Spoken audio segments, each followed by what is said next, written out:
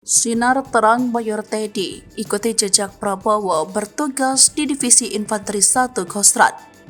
Sinar Mayor Teddy Indra Wijaya makin terang. Ia mendapatkan promosi jabatan sebagai Wakil Komandan Batalion Infanteri Para Rider 328 Dirgahayu. Mutasi jabatan terhadap Ajudan Menteri Pertahanan Prabowo Subianto itu tertuang dalam keputusan Kepala Staf TNI Angkatan Darat nomor 137/2/2024 tanggal 24 Februari 2024. Melalui mutasi jabatan itu, Teddy bakal menggantikan posisi Mayor Infanteri Adevian yang promosi Passion Subs Divies 1 Kostrad. Sosok Teddy tidak asing sebab dia menjadi viral saat mengawal Prabowo. Karirnya memang terbilang cemerlang.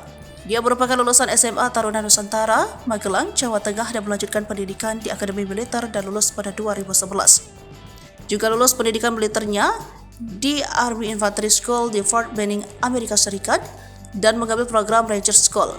Kiprahnya kemudian dimulai berpangkat AN1 dan terpilih dalam seleksi untuk menjadi asisten ajudan Presiden Jokowi. Setahun berselang dengan pangkat kapten, dia berhasil meraih Top Rangers dan meraih kualifikasi sebagai pasukan elit Army Rangers.